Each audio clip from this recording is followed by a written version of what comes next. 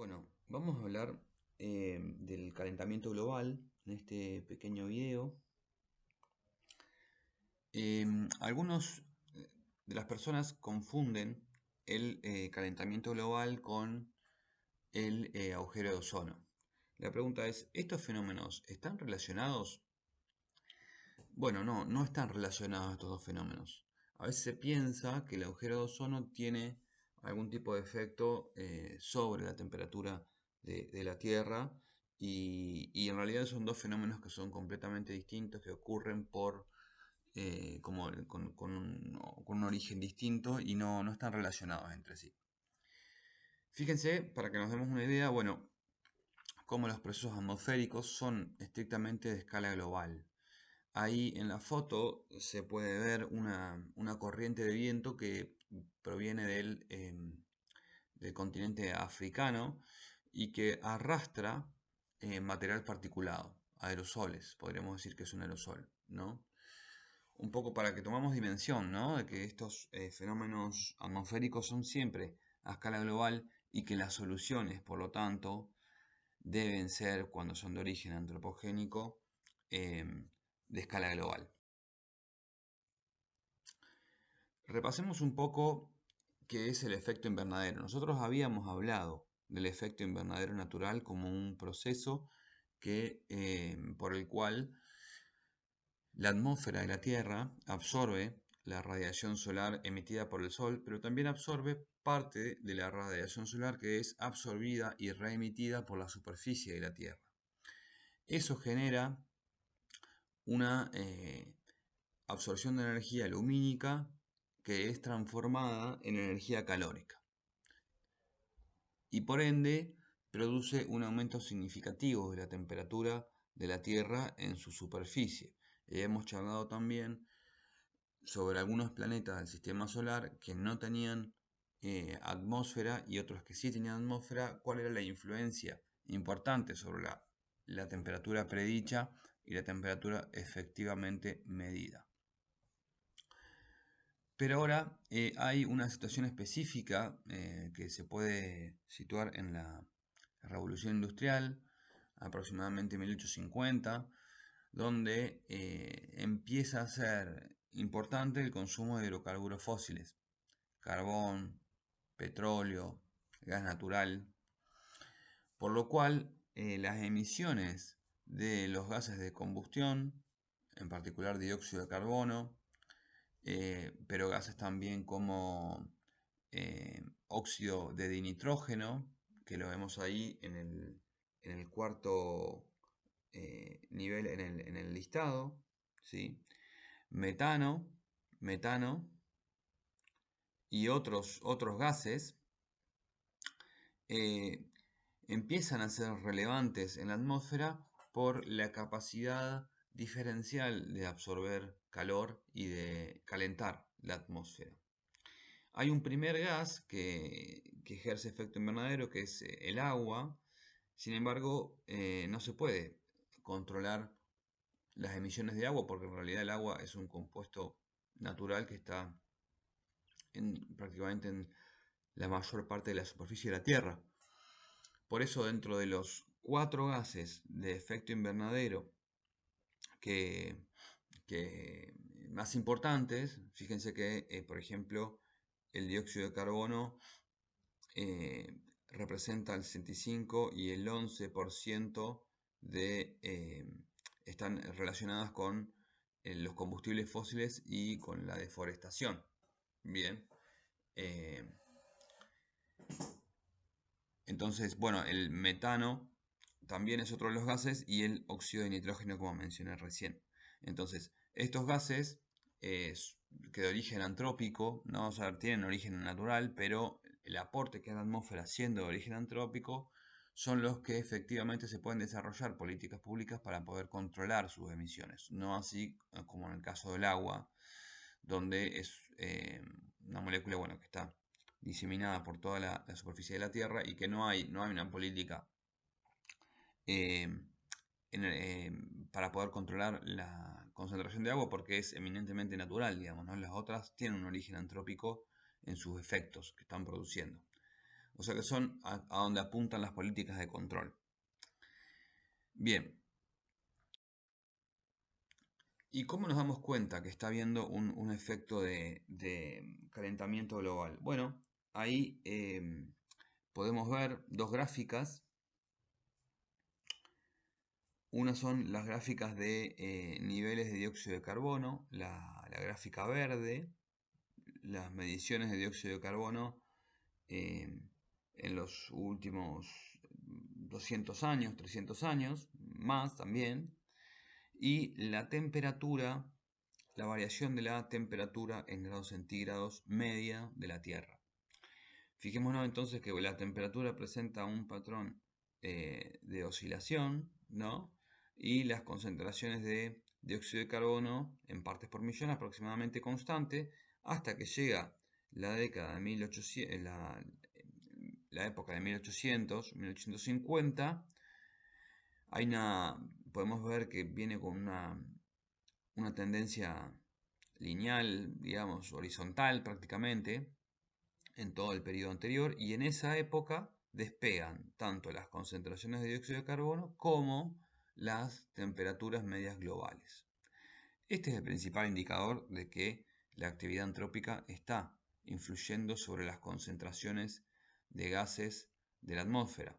Fíjense que en ese periodo las concentraciones de dióxido de carbono aumentaron de 290 a 390 aproximadamente partes por millón.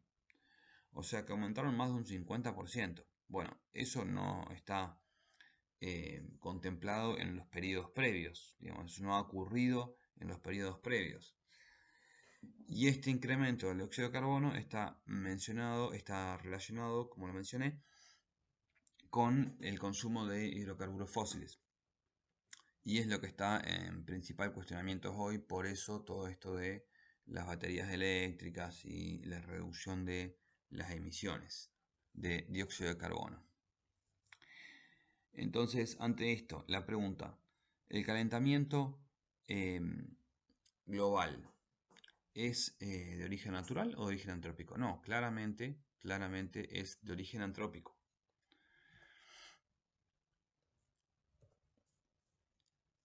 Y ahí vemos, bueno, que la gráfica cuando comienza a evidenciarse, ¿no? En 1850 aproximadamente, ahí podemos ver el salto, ¿no? El cambio de la tendencia.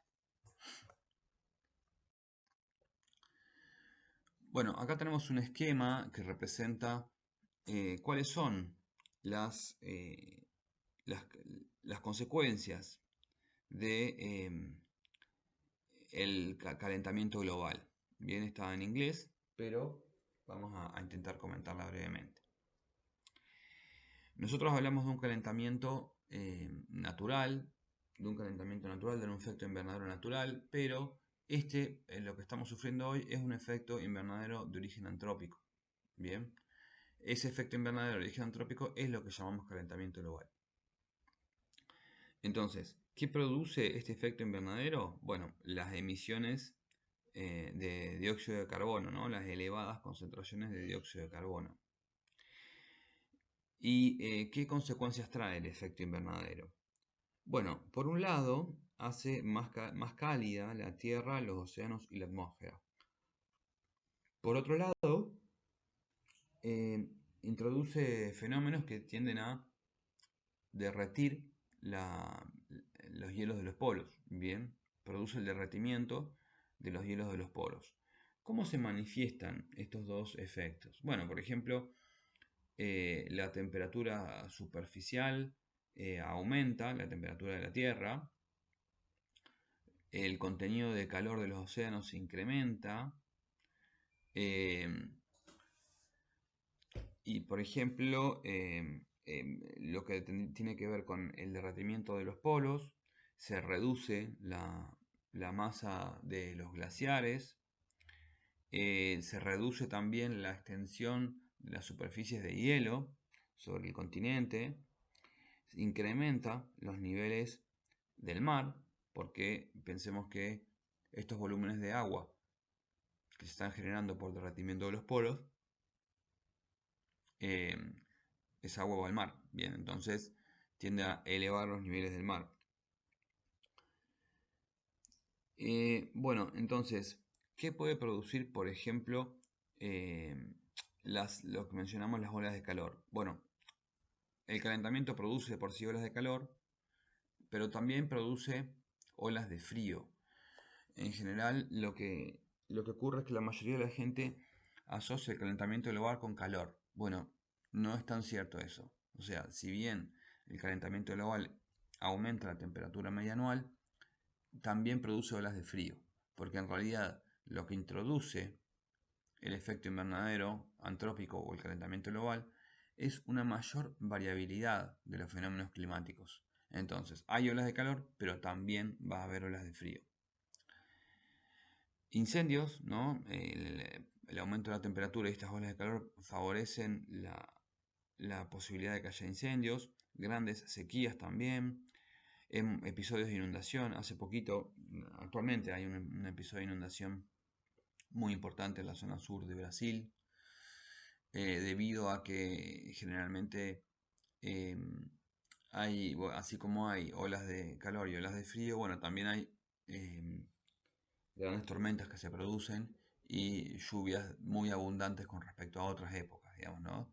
Se produce un desbalance en términos generales de las condiciones climáticas agradables o usuales, se podría decir. Em, se pueden producir maremotos, ¿sí? Ciclones tropicales y aumento de la erosión costera. Y a escala global se presenta estos efectos a nivel climatológico y de patrones de circulación de los vientos y de las lluvias, como oscilaciones de los fenómenos climáticos eh, usuales, como los del Niño, por ejemplo, ¿no? ¿Y cuáles son las consecuencias sociales que trae el calentamiento global? Bueno, aumento de la pobreza, inseguridad alimentaria, porque si estamos viendo que en determinadas zonas hay sequías extremas, olas de frío, incendios y olas de calor, bueno, los cultivos sufren tanto como nosotros, ¿bien? Entonces, lo que producen es que haya menos producción de alimentos, por lo tanto, inseguridad alimentaria. Bueno, problemas de salud, eh, ya sea porque, más que nada, por ejemplo, la población adulta que sufre más del calor, son los que pueden tener problemas en las épocas de verano, pero también eh, hay una reorganización de los vectores que transmiten enfermedades. Entonces, por ejemplo, las olas de calor van a permitir que zonas donde antes no había determinados insectos que eran más típicos de climas de zonas cálidas, bueno, se trasladen a esas zonas que antes eran más frías y donde no llegaban producto de esto, el aumento de la temperatura media global. Bueno, escasez de agua,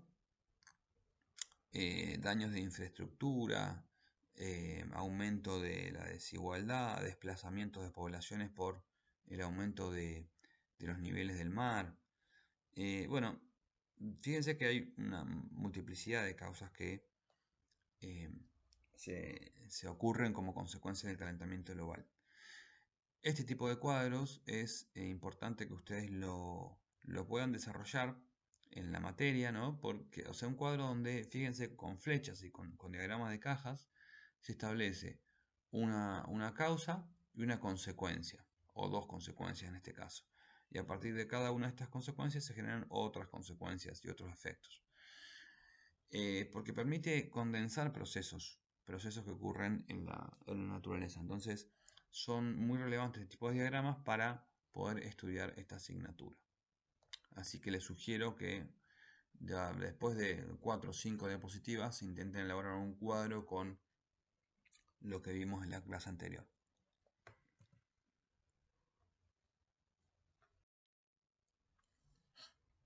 ¿Y de quién depende, digamos, estas emisiones? Cuando empezamos a comparar desde una perspectiva social ¿quiénes emiten más dióxido de carbono? Porque el dióxido de carbono se genera con determinadas actividades.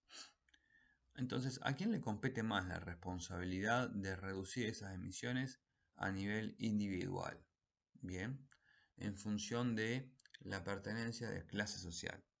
Bueno, fíjense que el 50% más pobre de la población solamente emite un 8% de las emisiones. Mientras que el siguiente 40% intermedio de la población, que no está considerada dentro de lo que sería lo más pobre, la clase más pobre, emite el 43% de las emisiones. O sea que hasta acá tenemos un 90% de la población que emite el 51% de las emisiones. ¿Y quién emite el 49% restante? Bueno, el 10% más rico. Bien, para que nos demos una idea. Entonces, las responsabilidades del problema del calentamiento global, que trae como consecuencia el cambio climático, no son repartidas por igual. Nosotros, andando en bicicleta, no vamos a solucionar el problema del calentamiento global si el 10% más rico de la población sigue teniendo los estilos de vida lujosos que tiene. Entonces, ese es el principal punto y es donde hay que atacar primero. Bueno, acá hay algunas gráficas como para eh, comprender un poco más el problema en términos de gases, de distintos tipos de gases. Estas son las contribuciones a las emisiones de los gases de efecto invernadero en gigatoneladas equivalentes a dióxido de carbono por año. Bien, entonces, si vemos acá en el eje Y tenemos las gigatoneladas o las emisiones por año, y en el eje X tenemos los años, las distintas décadas, 1990, 2000, 2010, 2019. Habrán visto que pese a lo mucho que se habla del problema, las emisiones no han disminuido. Digamos, el problema del calentamiento global no es algo nuevo del 2024 ni del 2019. Se viene hablando de la época del año 2000, por lo menos, yo tengo memoria. Y las emisiones no han disminuido ni un poco. ¿Y qué gases son los que son los más responsables del calentamiento global? Bueno, fijémonos que el dióxido de carbono en color celeste y en color amarillo, ¿sí?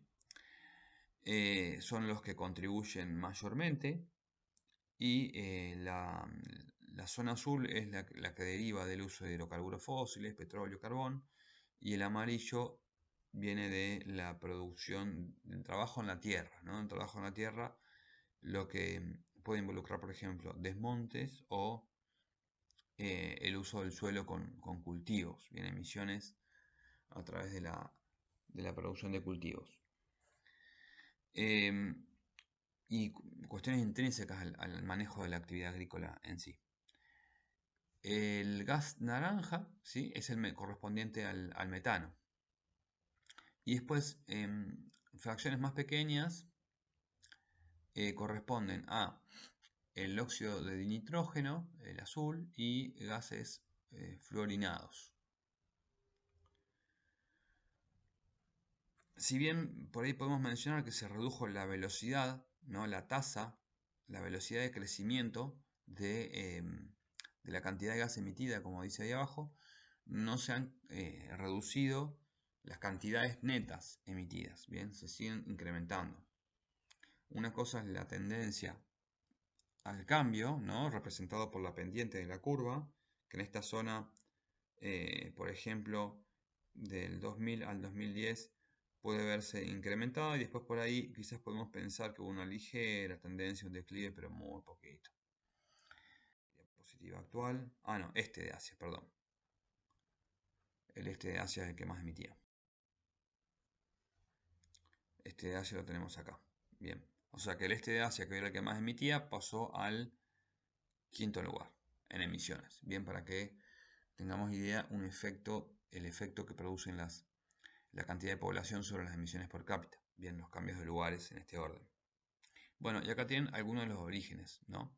De lo cual provienen. Y vemos nuevamente que también eh, las fuentes de combustibles fósiles son las más importantes a la hora de evaluar esas emisiones.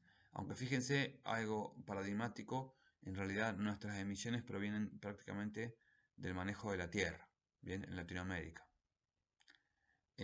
No de las emisiones de combustibles fósiles, porque somos productores de materia prima, entonces no tenemos dinero para comprar autos caros que consumen mucho combustible. Bien, entonces ahí un poco podemos relacionar, ¿no?, los estilos de vida de cada uno de los países y las emisiones de efecto invernadero. Nuevamente, cuando miramos las emisiones per cápita, los países más ricos son los que tienen que reducir sus emisiones.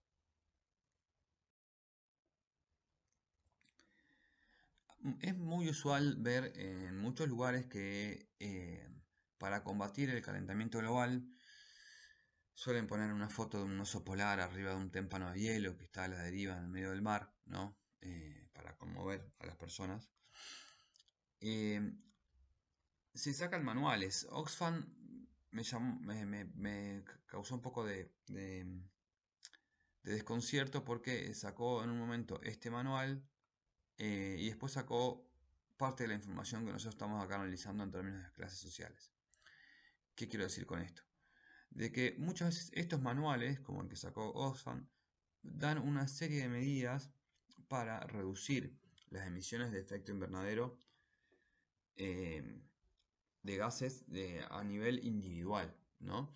Entonces, básicamente el discurso es que si uno individualmente anda en bicicleta, pone lamparita de bajo consumo en su casa, eh, puede reducir, digamos, pueden atacar el problema del calentamiento global. Y eso es completamente falso. Bien, ya van a leer en el texto que les pasé que no hay posibilidad de que eso ocurra y que las emisiones que nosotros generamos a nivel individual son ínfimas, casi despreciables, con respecto a las que se generan a escala de sistema de producción, ¿no?, de organización de la sociedad en torno a el consumo de mercancías y el consumo, por ende, de hidrocarburos fósiles. Y estas son algunas de las medidas, fíjense, por ejemplo, que Oxfam aconseja. Pintar la casa con colores claros. Usar electrodomésticos que mejoren la eficiencia del consumo de energía. Consumir más vegetales porque la carne produce más emisiones durante la producción. Utilizar transporte público o desplazarte a pie en bicicleta. Realizar viajes compartidos, ¿no? Entonces, imagínense que ustedes a un magnate como Galperín, ¿no?, o como Grobo Copatel acá en Argentina, o como el dueño de Techín, Roca. Le dicen, che, mira, ¿sabes qué? Anda en bicicleta, ya no te tomes más tus vuelos privados, ni des tus paseos en yate, porque estás emitiendo mucho dióxido de carbono. Se van a cagar de risa, se van a cagar de risa. Entonces, bueno, nosotros no vamos a hacer nada con esto. Tenemos que atacar a ese sector de la población. Bien, ellos son los verdaderos responsables de las emisiones de efecto invernadero y lo que está pasando con el clima, con el cambio climático. Yo hablé muy poco del cambio climático, porque en realidad el cambio climático es una consecuencia del calentamiento global. Y para solucionar el cambio climático hay que solucionar el calentamiento global. Generalmente los sectores que se posicionan en el cambio climático atacan la consecuencia porque no quieren atacar el problema.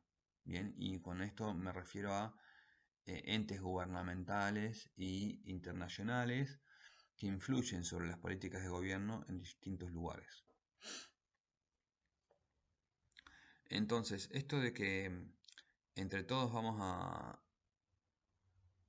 a lograr parar el calentamiento global con estas propuestas que están acá enumeradas es completamente falso.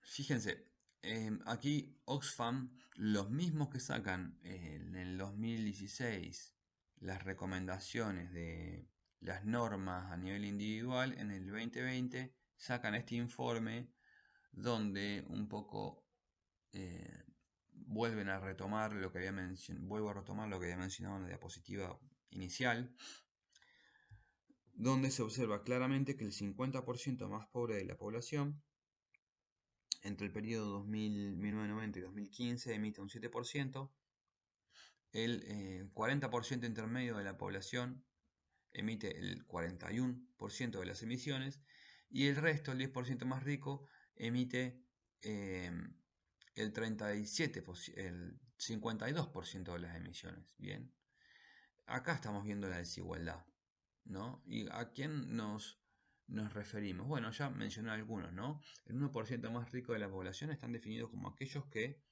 tienen más de 1.000 millones de dólares. Por ejemplo, Galperín es el fundador de Mercado Libre, se hizo muy conocido, es uno de los más ricos del planeta, creo, hoy. Un magnate que en poquito tiempo se volvió rico y paradójicamente con políticas de subsidio del gobierno, de Néstor Kirchner. Cuando Kirchner empieza a subsidiar empresas de tecnología en el país, Galperín empieza a amasar una fortuna con Mercado Libre y ahí es cuando se vuelve millonario. Pero paradójicamente hablan en contra de los gobiernos, ¿no? Y las políticas de intervención de los gobiernos actualmente.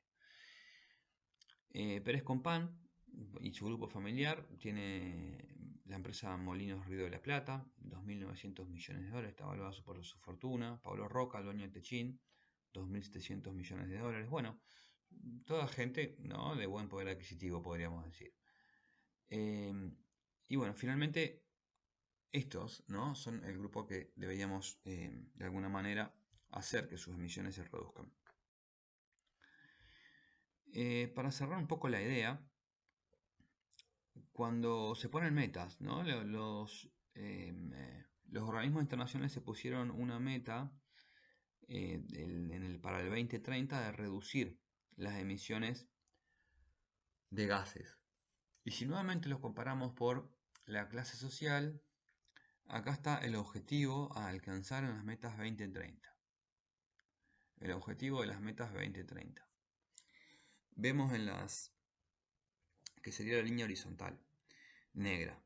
Vemos las emisiones totales del 1% más rico de la población en la barra verde, las emisiones totales del 10% más rico, ¿no?, que aproximadamente representan en esta gráfica al 2015 unas 17 gigatoneladas de óxido de carbono. Después vemos las emisiones totales del 40% de la población intermedia y las emisiones totales en la barra verde del 50% más pobre. ¿Qué son los puntos negros que están en las gráficas? Bueno, los puntos negros son las emisiones per cápita para cada uno de esos grupos. Fíjense que la clase más pobre está muy por debajo de la meta del 2030 en cuanto a lo que emite por persona. El 40% de la población, que podríamos considerarnos nosotros, yo creo, en ese rango, comprende, está apenas por sobre la meta 2030. O sea que debería reducir poco sus emisiones en términos generales, ¿no? Por ahí quizás a la mitad. Per cápita estamos hablando. Pero el 10% más rico de la población y en particular el 1% más rico de la población, fíjense que despegan completamente de las metas 2030 y el sector nuevamente que más tiene que reducir sus emisiones para poder alcanzar esas metas. Bueno, acá hay algunos gráficos por zonas, ¿no? El 50% más rico, ¿dónde se ubica? Por ejemplo, el 10% más rico de la población, ¿dónde se ubica? Porcentaje de las emisiones derivadas del consumo de los grupos de ingresos globales por país y por región. Bueno, está un poco complicado este gráfico, pero fíjense que hay el 10% más rico de la población está ubicado la franja verde, que vendría a ser América del Norte. Bien, o sea que está en América del Norte, está en la franja azul, que vendría a ser Unión Europea, está en la franja gris, que dice otros países ricos, ya no los identificamos, bueno, después hay una serie de colores. El 50% más pobre, por ejemplo, ¿dónde se ubica? En la franja roja, que sería China. Paradójicamente, China. O sea que China todavía, nuevamente podemos decir, puede seguir aumentando sus emisiones porque concentra la mayor parte de la población, pero además parte de la población pobre, ¿no? La que emite menos. Entonces, qué interesante es también cómo uno cuando presenta la información, la manera en la que la presenta, es un poco las conclusiones también que saca a partir de eso. Y estas son algunas proyecciones para la Argentina, de qué ocurriría por zonas ante la exacerbación del calentamiento global, si no se toman consecuencias y si no se reducen las emisiones. Entonces vemos en los colores rojos y naranjas que un aumento de esos colores implica un aumento de las zonas áridas. Fijémonos acá, por ejemplo, en promedio, para la Argentina, que la zona árida, desértica, era la zona roja y naranja, podríamos decir, de estepa, de naranja, estaba circunscripta a la zona de Catamarca, ¿sí? Chaco y diríamos San Juan, La Rioja, perdón, La Rioja, ¿sí? Y un poquito de San Juan, sí. Y fíjense cómo se incrementa notablemente esa zona para la proyección del 2070 al 2100. Bueno, ya hay varias provincias involucradas, inclusive que llegan hasta el sur del país. Por ejemplo, las zonas templadas no secas, ¿sí? Que podemos representar con esta zona verde, desaparece completamente del mapa. Bien, y solo quedan zonas templadas en la pampa. Bueno, ahí vemos un poco, ¿no? Entonces los efectos que podría tener aumentando las zonas desérticas en nuestro país, básicamente. Y aumentando la sequía.